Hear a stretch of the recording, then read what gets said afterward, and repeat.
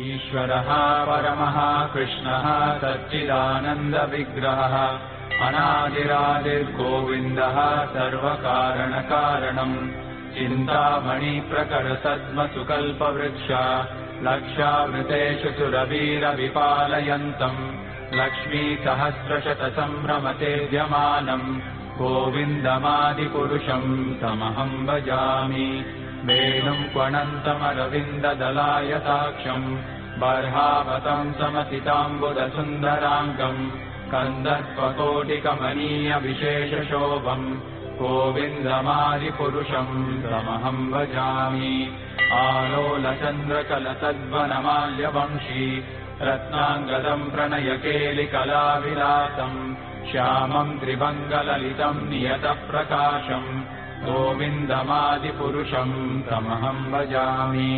अङ्गानि यस्य सकलेन्द्रियवृत्तिमन्ति पश्यन्ति पान्ति कलयन्ति चिरम् जगन्ति आनन्दचिन्मयसदुज्ज्वलविग्रहस्य गोविन्दमादिपुरुषम् तमहम् भजामि। अद्वैतमच्युतमनादिमनन्तरूपम् आद्यम् पुराणपुरुषम् नवयौवनम् च वेदेषु दुर्लभमदुर्लभमात्मभक्तौ गोविन्दमादिपुरुषम् तमहम् भजामि।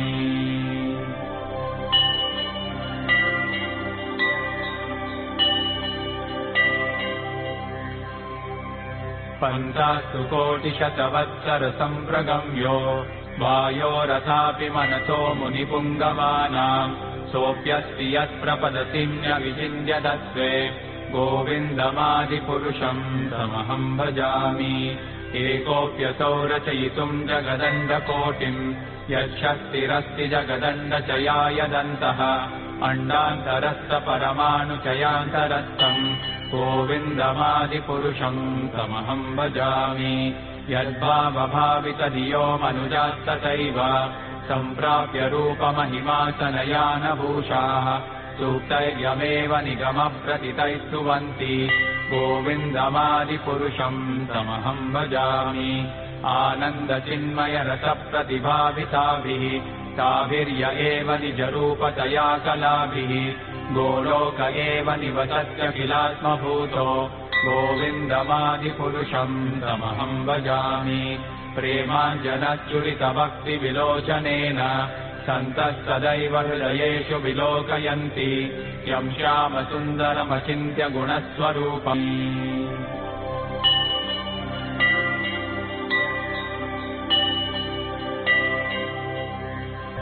ईश्वरः परमः कृष्णः सच्चिदानन्दविग्रहः अनादिरादिर्गोविन्दः सर्वकारणकारणम् चिन्तामणिप्रकरसद्मसुकल्पवृक्ष।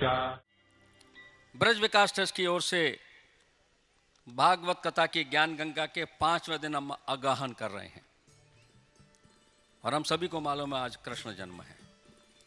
तो चलिएगा, कृष्ण जी को बुलाइएगा, दोनों हाथों की मुट्ठी बांधिएगा और दोनों हाथ मुट्ठी बांध के ऊपर कीजिएगा। बोलिए कृष्ण कन्हैया लाल की। ऐसी आवाज अगर लगाएंगे तो कैसे भगवान कृष्ण आएंगे? भगवान कृष्ण तक आवाज पहुंचनी चाहिए कि यहां पर सभी लोग भागवत कथा सुन रहे हैं और मेरे जन्म का इंतजार कर रहे हैं। बोलिए वृंदावन बिहारी लाल की, कृष्ण कन्हैया लाल की। जय जय श्री राधे, जय जय श्री राधे, जय जय श्री राधे। मुख्य यजमान श्रवण कुमार अग्रवाल, आज के दैनिक यजमान श्री गणेश गुप्ता परिवार और उत्सव यजमान श्री देशबंधु जी कागजी परिवार ने व्यास पूजन किया, पोथी पूजन किया और पोथी पूजन के बाद इससे पहले कि मैं महाराज श्री से, भाई श्री से निवेदन करूं कि वो हमें कथा में प्रवेश कराएं, जोरदार करतल ध्वनि से सबसे पहले व्यासपीठ को प्रणाम करें।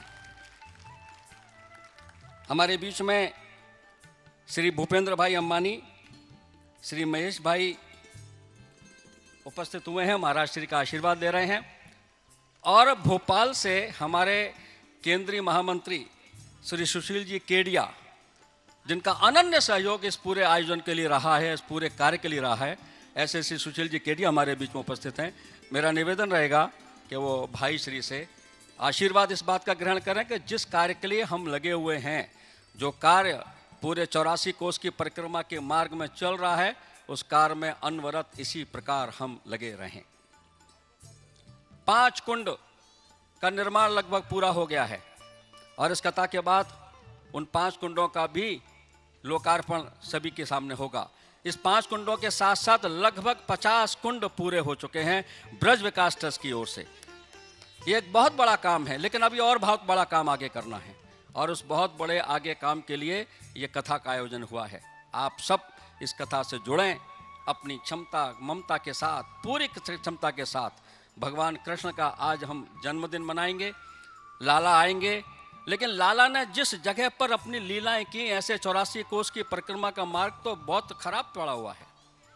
वो सबको ठीक करने की हमारी जिम्मेदारी है और इस कथा के माध्यम से हम जिम्मेदारी को पूरा करने का संकल्प लें।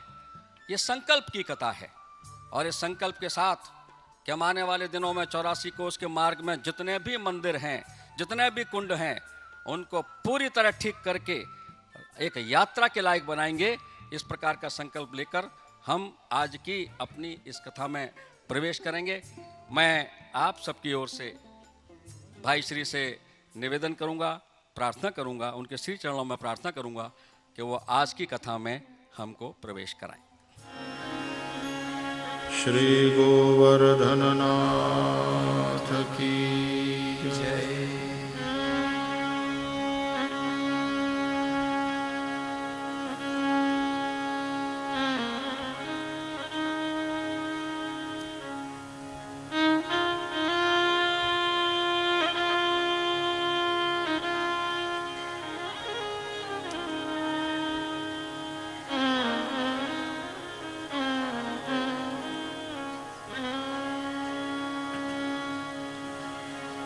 ओम श्री परमात्मने नमः। श्री शुक उवाच वरीयान् एष ते प्रश्नः कृतो लोकहितो नृप आत्मवित्सम्मतः पुंसाम् श्रोतव्यादिषु यः परः श्रोतव्यादीनि राजेन्द्र नृणां सन्ति सहस्रशः अपश्यताम् आत्मतत्त्वम् गृहेषु गृहमेधिना।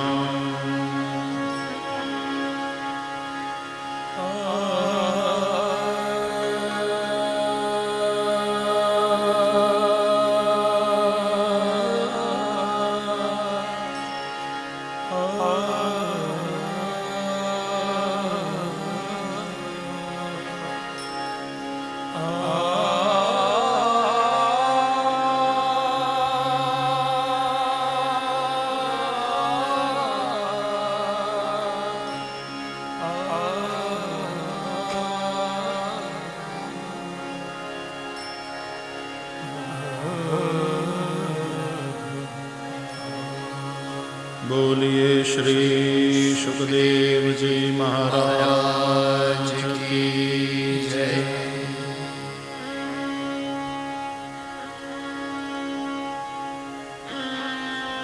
श्री हरिं परमानंदम उपदेष्टारमीश्वरम व्यापकं सर्वलोकानां कारणं तं नमाम्यहम्। भगवान श्री हरि के चरणद्वय में सदैन्य दंडवत करते हुए यहाँ पर अस्थाई मंदिरों में विराजमान देवताओं के विभिन्न स्वरूपों को प्रणाम करते हुए आज कथा में पधारे हुए पूज्य स्वामी विश्वेश्वरानंद जी महाराज, पाठक सभी विप्रवृंद, आप सभी व्यासपीठ के समक्ष विराजमान भगवत कथा प्रेमी श्रोता भाई बहन, विज्ञान के माध्यम से इस कथा का अपने अपने घरों में बैठकर श्रवण लाभ प्राप्त कर रहे सभी साधक, सबका स्वागत, सभी को सादर प्रणाम। जय श्री कृष्ण, हरि ओम। आइए भगवान की मंगलमयी कथा में अपने मन को रमाएं।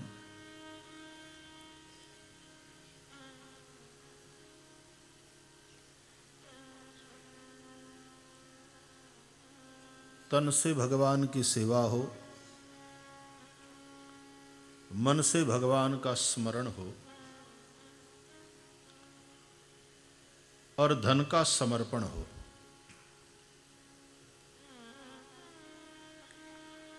ये तीनों का सदुपयोग है।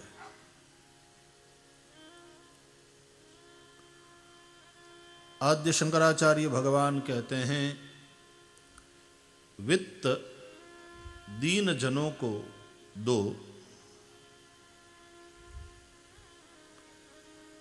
चित्त संतों के पास रखो।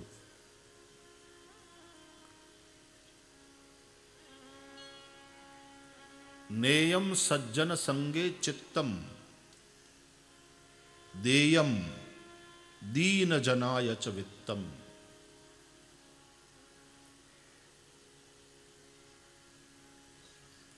मन संसार को मत दो, धन संसार को दो। संसार को धन की जरूरत है।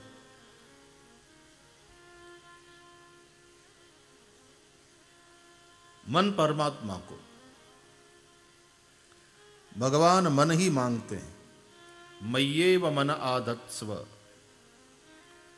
ये श्री कृष्ण की मांग है। मंदिर में हम जाते हैं, धन भगवान को देते हैं, लेकिन मन नहीं देते। उन्हें जो चाहिए वो तो नहीं दिया, और जिसकी उन्हें जरूरत नहीं है, या तो जो उनके पास है ही है, ये लक्ष्मी के स्वामी हैं। आपके पास जो धन है वो तो उनको दिया हुआ, उनका दिया हुआ है।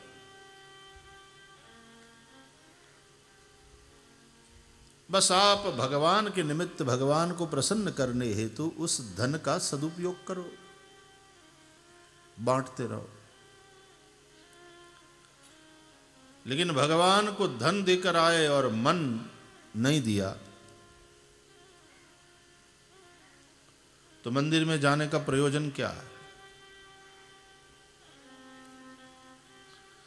मंदिर को वहीं भगवान को वहीं मंदिर के गर्भगृह में छोड़कर चले आए।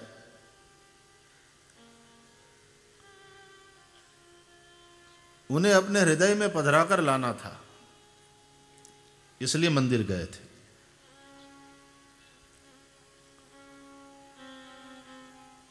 तो भगवान मन चाहते हैं।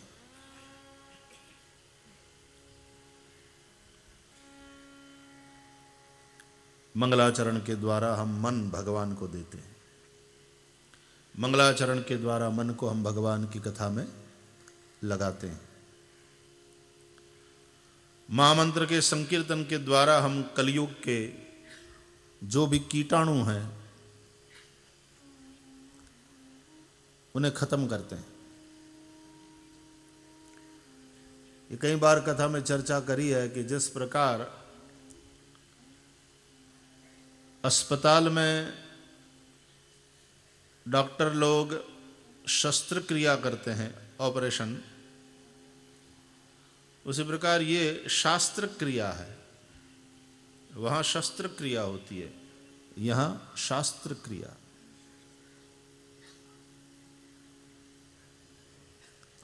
8 घंटे का ऑपरेशन हो तो भी मेजर ऑपरेशन कहलाता है, सीरियसली लेते हैं हम।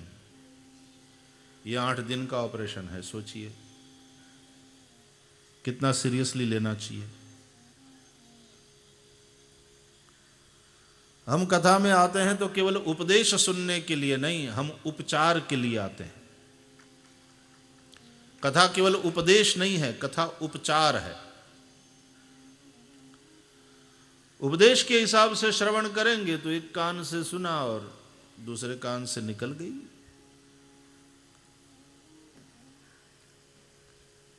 लेकिन ये उपचार है। अस्पताल में जाते हो उपदेश सुनने के लिए नहीं, डॉक्टर के पास जाते हो उपदेश के लिए नहीं, उपचार के लिए जाते हो। तो भागवत भी, रामायण भी डॉक्टर है।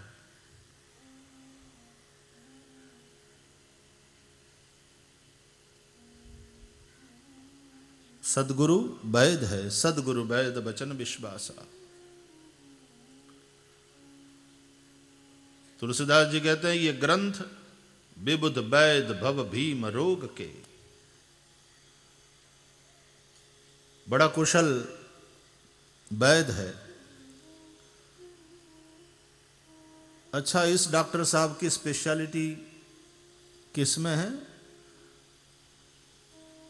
बोले कोई हार्ट स्पेशलिस्ट होते हैं,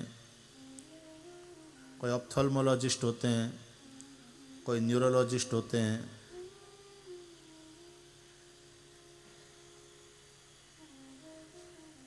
इस वैद्य की स्पेशलिटी क्या है? बोले ये भवरोग को दूर करने में कुशल है।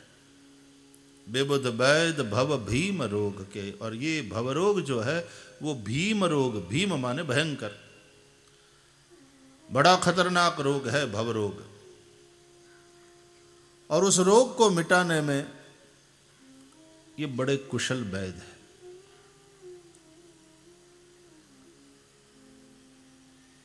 अच्छा, भागवत में राजा परीक्षित ने भागवत कथा को औषधि बताया। भवौषधात् श्रोत्र मनोभिरामात्। तो वैद्य हो या औषधि हो, उसका संबंध उपचार से है। तो कथा उपचार है और उस हिसाब से ही बहुत गंभीरता पूर्वक श्रवण करना चाहिए।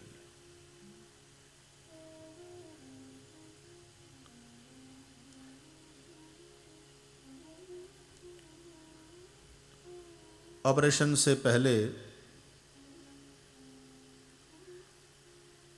वो पूरा ओटी जंतु मुक्त किया जाता है।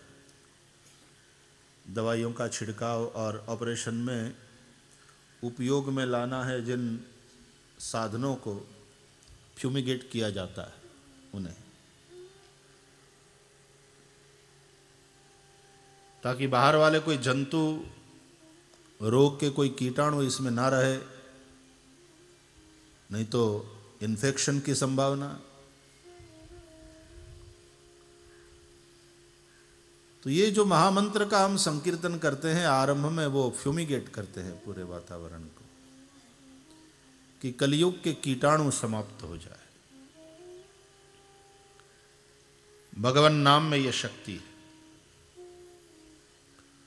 और स्तवन करते हैं हम, स्तुति करते हैं श्लोकों के माध्यम से, तो हम अपने मन को भगवान में लगाते हैं। अच्छा देखो, ऑपरेशन थिएटर में ऑपरेशन से पहले आपको एनेस्थेसिया दिया जाता, बेहोश किया जाता, सुला दिया जाता है।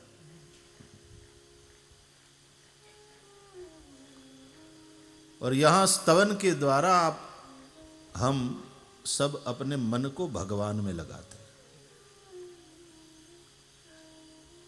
कस्तूरी तिलकम या वंशी विभूषित इत्यादि श्लोकों का जो गायन हम लोग करते हैं मंगलाचरण में, उसके द्वारा अपने मन को भगवान में, भगवान की कथा में लगाने का प्रयास। और फिर शास्त्र क्रिया हो। वहां तो बेहोश किया जाता है, यहां होश में लाया जाता है। बाकी तो संसार में कोई क्रोध के चलते बेहोश है, काम के चलते बेहोश है, लोभ के चलते बेहोश है, अहंकार में बेहोश है, मोह ने बेहोश कर रखा है। वो बेहोशी में ही पाप होता है।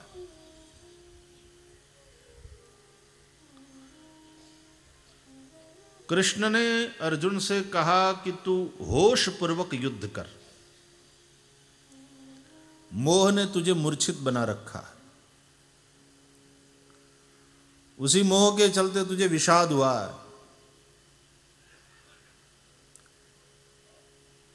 तुझे प्रतिपक्ष में खड़े लोग अपने नजर आ रहे हैं,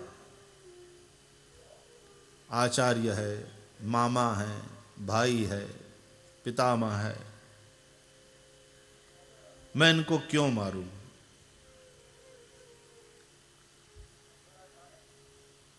और अर्जुन जो ये कह रहे थे कि आप मुझे युद्ध जिसमें विनाश होना है, इन सब को खत्म करना है, इस घोर पाप कर्म में आप मुझे क्यों लगा रहे हो? तत्किम कर्मणि घोरे माम नियोजयसि केशव।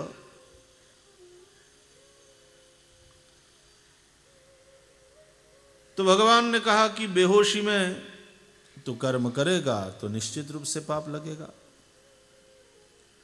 लेकिन होश पूर्वक और अपना कर्तव्य समझ करके यदि तू ये युद्ध करता है तो पाप तेरा स्पर्श भी नहीं कर सकता। तो भाई हम अपनी भूमिका को ऐसा बनाएं। अब ये जल्लाद जो फांसी के कैदी को फांसी के फंदे पे लटका देता है, तो क्या वो खूनी माना जाता है? यदि वो खून माना जाए तब तो उस जल्लाद को दंड मिलना चाहिए, उल्टे मेहनता ना मिलता है। भैया अच्छी कुशलता से काम किया, एक ही झटके में खत्म हो गया।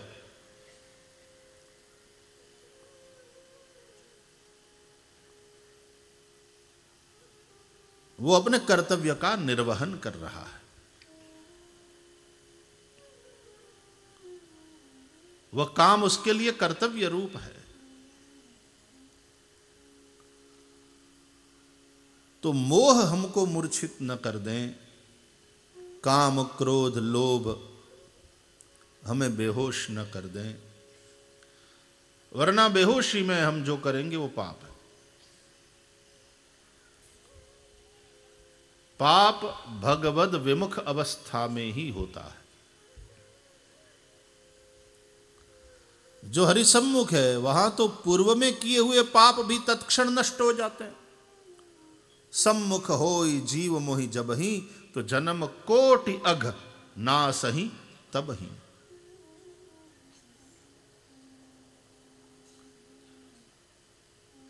हमारी स्थिति यह है कि हम पूजा पाठ भी मूर्छावस्था में ही करते हैं। 3 माला जपना है तो 3 माला कब पूरी हो गई पता नहीं चलता, क्योंकि मन माला में है ही नहीं, मन कुछ और सोच रहा था।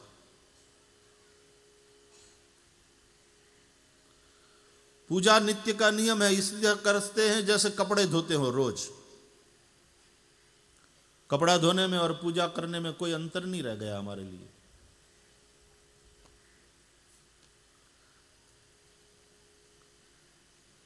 अपना मन होश में रहे, ये बहुत फिर छोटी सी ही कोई क्रिया क्यों ना हो। मैंने सुना है कि एक बार गौतम बुद्ध बैठे थे, उनके यहां मुंह पे एक मक्खी बैठी, गौतम बुद्ध का हाथ उठ गया। हो जाता है, हमारे तो बहुत ही होता है ना, ऐसे मक्खी बैठे और हाथ यूं उठ गया मक्खी को उड़ाने के लिए। मक्खी उड़ गई, लेकिन गौतम बुद्ध उदास हो गए। तो आनंद ने पूछा कि भंते क्यों उदास हो गए? गौतम बुद्ध ने कुछ जवाब नहीं दिया, उदास हो गए और फिर से उन्होंने मक्खी उड़ाई।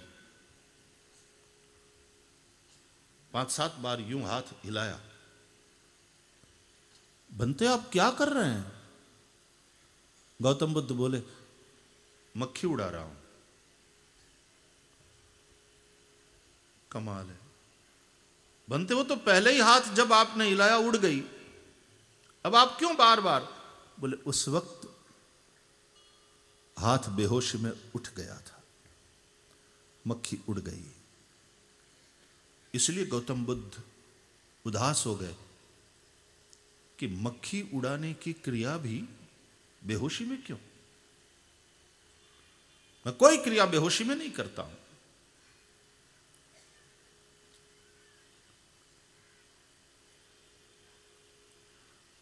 आज मैं बेहोशी में मक्खी को उड़ाऊंगा, कल मैं बेहोशी में किसी की हत्या भी कर सकता हूं। मैं जो कुछ करूं होश पूर्वक करूं। तो फिर होश पूर्वक वो अभ्यास 2-4 बार और मक्खी उड़ाई। जो लोग नहीं समझते उनको ये पागलपन प्रतीत होगा, लेकिन जो साधक है, जो ऐसे महापुरुष हैं, वो जानते हैं कि कितनी बड़ी गलती हो गई बेहोशी में।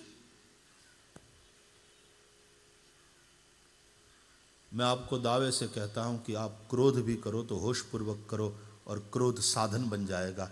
तुम क्रोध के गुलाम नहीं बनोगे। समस्या यह है कि क्रोध हमको मूर्छित कर देता है, क्रोध हमको बेहोश कर देता है, हम क्रोध के अधीन हो जाते हैं, क्रोध हम पर हावी हो जाता है। फिर क्या बोलते हैं, क्या करते हैं, कोई अपना कंट्रोल अपने ऊपर नहीं है। जैसे हाथ हिल गया, मक्खी उड़ गई।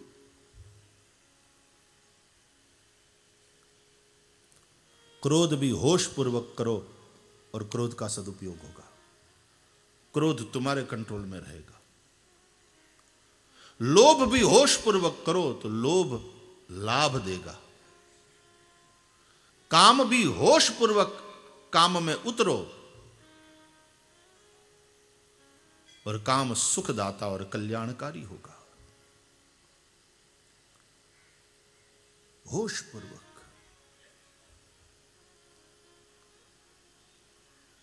अरे रावण ने वैर किया राम से होश पूर्वक तो तर गया। वैर भी किया रावण ने राम जी के साथ तो होश पूर्वक किया। उसे पता है राम कौन है। राम परात्पर ब्रह्म है, ये रावण ने जान लिया। खर दूषण मोहि सम बलवंता, तिनई को मारई बिनु भगवंता। ये साक्षात परात्पर ब्रह्म है। राम कौन है ये भी रावण ने जान लिया।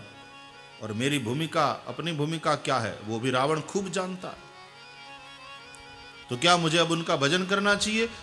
बोले करना तो चाहिए, लेकिन हाथ में माला लेकर जपने वालों में मैं नहीं हूं। मेरा तामस शरीर है, भजन नहीं हो सकता। होई न भजन मम तामस देहा, मन क्रम वचन मंत्र दृढ़ एहा। रावण की सबसे बड़ी बात यदि कोई है, पॉजिटिव बात है, वो कंफ्यूज्ड आदमी नहीं है। बड़ी निश्चयात्मिका बुद्धि उसके पास। राम परात्पर ब्रह्म है, कोई डाउट नहीं। और मेरा शरीर तामस है, भजन मेरे से होगा नहीं, पक्की बात है। तो बोले ये परात्पर ब्रह्म है, तो उनके द्वारा मुझे अपना उद्धार तो कराना। तो मैं उनके साथ वैर करूंगा, उनकी सती नारी का हरण करके ले आऊंगा। राम के साथ मेरा युद्ध होगा, राम के साथ लड़ूंगा, राम के हाथों मरूंगा, तरूंगा।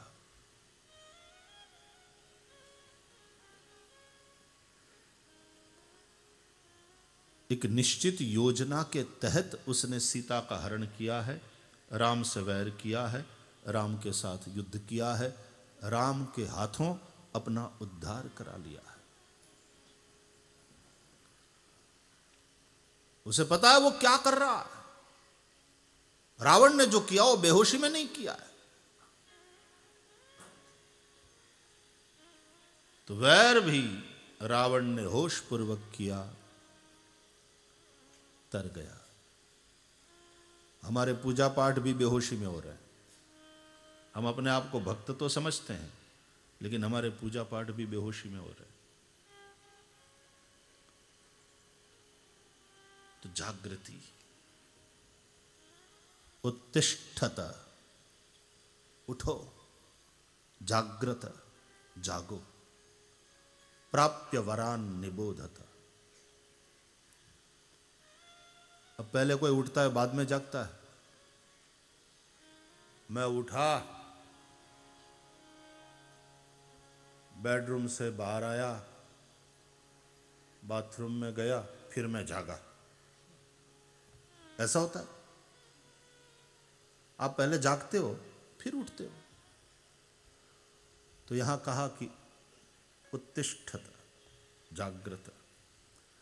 तो उत्तिष्ठत का तात्पर्य है कि संकल्प करो कि मुझे करना, और फिर जागृत, जागो, होश पूर्वक करो,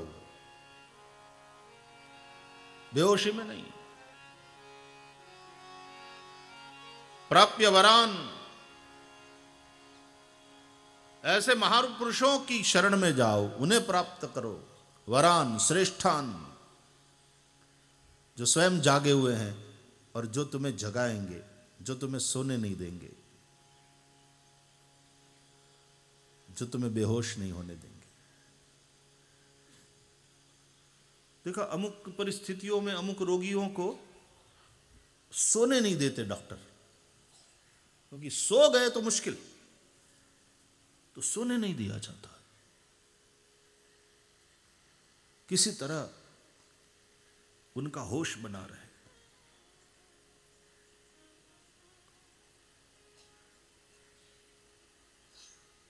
जो जाग गया, जो होश में आ गया, वही योगी है, वही जोगी है।